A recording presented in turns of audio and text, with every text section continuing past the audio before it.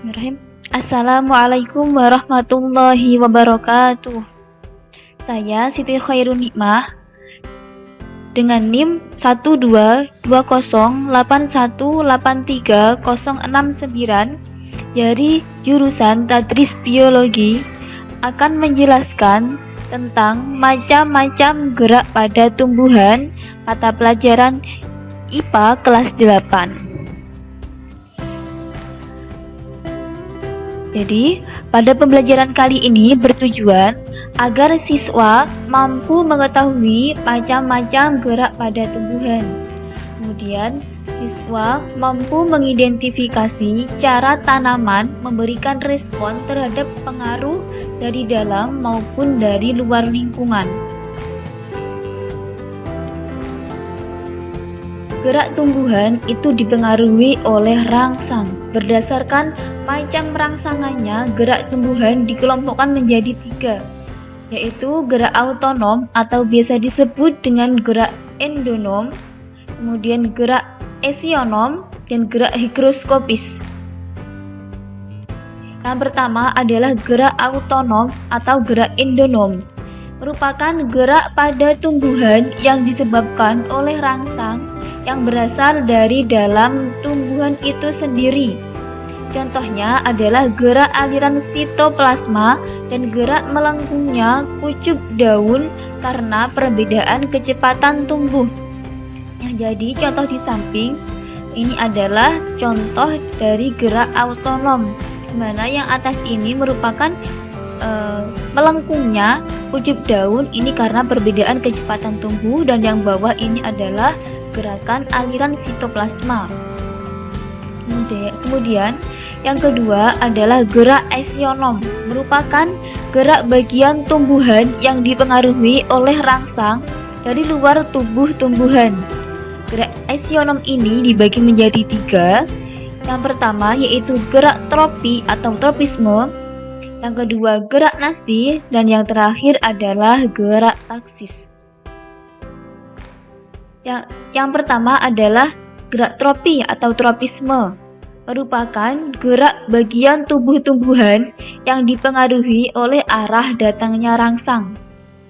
Gerak tropisme pada tumbuhan yang mendekati arah rangsang, jadi gerak tumbuhan yang mendekati arah rangsang itu disebut dengan tropisme positif.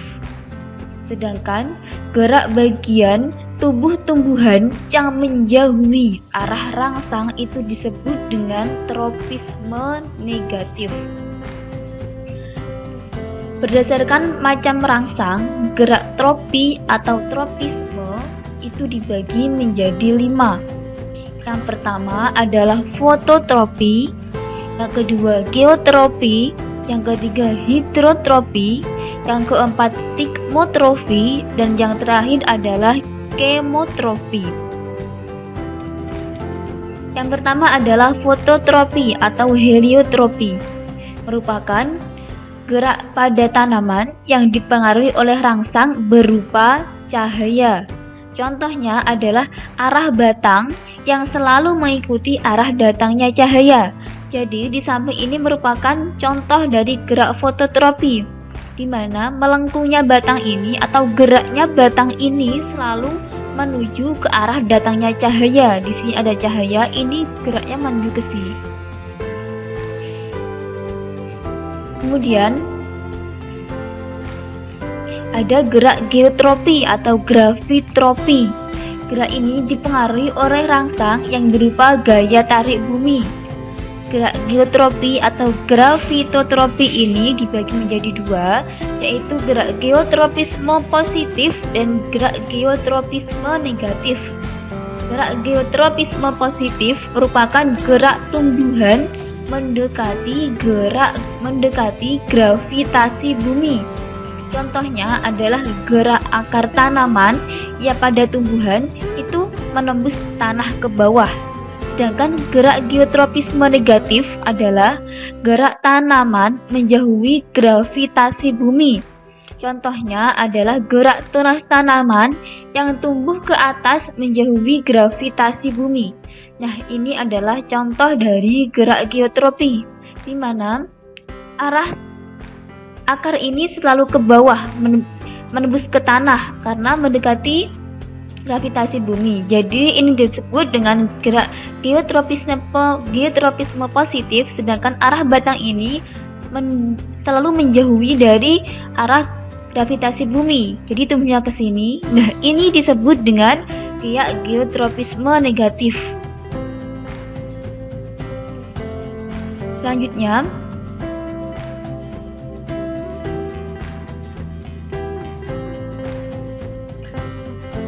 yaitu gerak hidrotropi.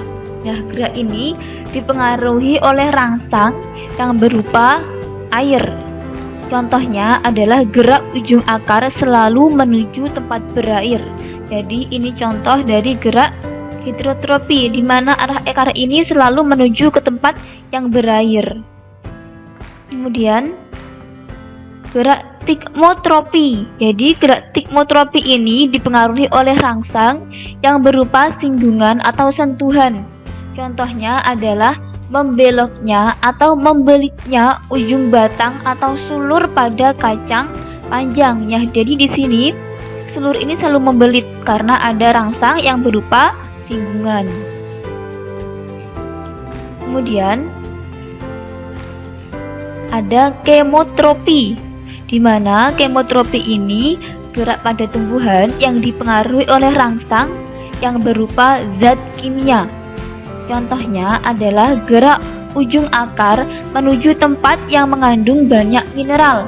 Ini adalah contoh dari gerak kemotropi. Ini akar selalu menuju ke tempat yang mengandung banyak mineral. Selanjutnya adalah gerak nasti. Gerak yang kedua adalah gerak nasti. Nasti ini merupakan gerak bagian tubuh tumbuhan yang arahnya tidak dipengaruhi oleh arah datangnya rangsang.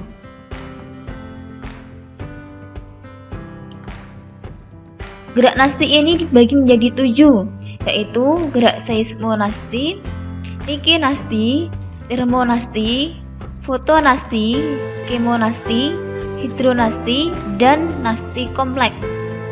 Yang pertama adalah seismonasti. Seismonasti ini dipengaruhi oleh rangsang yang berupa sentuhan atau getaran. Contohnya adalah gerak mengantupnya daun putri malu ketika disentuh. Jadi daun putri malu ini termasuk dari gerak seismonasti, di mana ketika ini disentuh maka daunnya akan mengantup. Selanjutnya adalah gerak nikinasti. Gerak nikinasti ini dipengaruhi oleh rangsang yang berupa suasana gelap. Contohnya adalah mengantupnya daun petai Cina pada malam hari. Jadi ketika siang hari ini daunnya membuka, sedangkan pada malam hari ini daunnya akan menutup. Selanjutnya ada termonasti. Termonasti ini dipengaruhi oleh rangsang yang berupa panas. Contohnya adalah mekarnya bunga tulip jika suhu udara mengalami kenaikan. Jadi bunga tulip ini akan mekar ketika suhunya panas atau suhu udara itu mengalami kenaikan. Kemudian ada fotonasti. Nah, fotonasti ini merupakan gerak pada tumbuhan yang dipengaruhi oleh rangsang yang berupa cahaya. Contohnya adalah mekarnya bunga tulip pukul 4 pada sore hari. Jadi bunga tulip ini akan mekar pada sore hari karena ada rangsangan yang berupa cahaya. Selanjutnya adalah kemonasti. Kemonasti ini dipengaruhi oleh rangsang berupa zat kimia. Contohnya adalah membukanya mulut daun pada siang hari karena adanya karbon dioksida atau CO2. Jadi stomata ini akan membuka mulut daun atau stomata ini akan membuka karena adanya CO2. Selanjutnya adalah hidronasti. Hidronasti ini dipengaruhi oleh rangsang berupa air. Contohnya adalah gerak pelipatan dan penggulungan daun pada saat keadaan air sedikit. Ini penggulungan atau pelipatan dari daun. Kemudian ada nasti kompleks. Nasti kompleks ini tidak hanya dipengaruhi oleh satu rangsang, tetapi dipengaruhi oleh beberapa rangsang. Contohnya adalah gerak membuka atau menutupnya stomata. Mohon maaf, contohnya adalah gerak membuka dan menutupnya stomata itu dipengaruhi oleh cahaya matahari, zat kimia, air, dan suhu. Kemudian yang terakhir adalah gerak taksis. Gerak taksis ini merupakan perpindahan tempat, bagian, atau seluruh tumbuh-tumbuhan akibat rangsangan dari luar tumbuhan. Gerak taksis ini dibagi menjadi dua, yaitu fototaksis dan kemotaksis.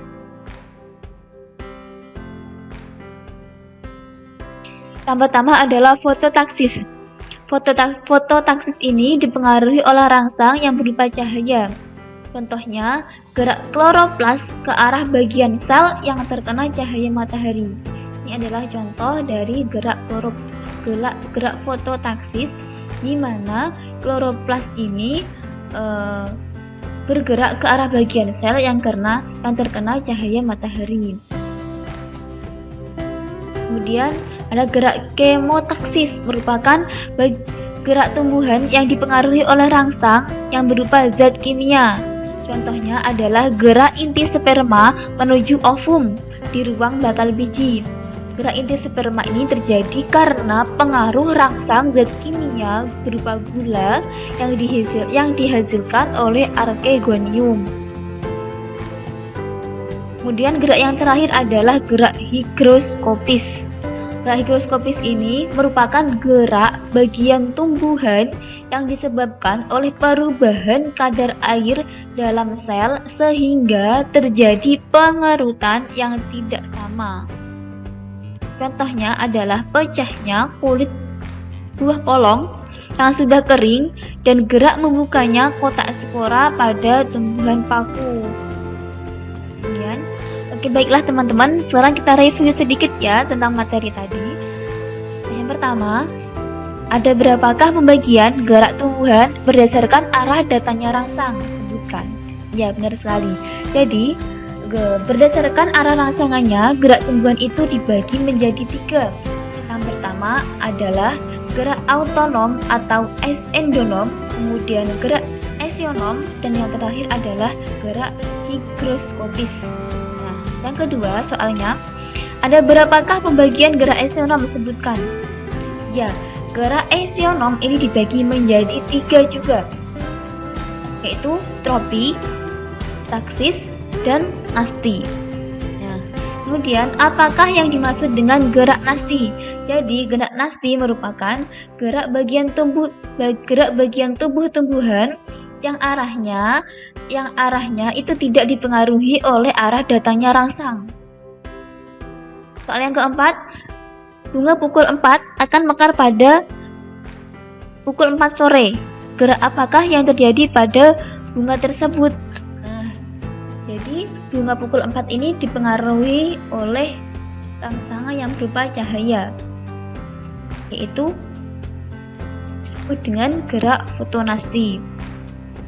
Kemudian, gerak apakah yang dilakukan oleh tanaman? Nah, jadi yang pertama ini adalah contoh dari gerak tanaman, di mana batangnya ini bergerak atau melengkung ke arah datangnya cahaya.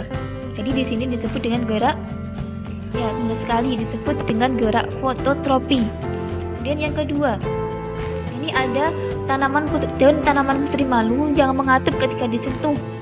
Nah, ini adalah contoh dari gerak ya seismonasti.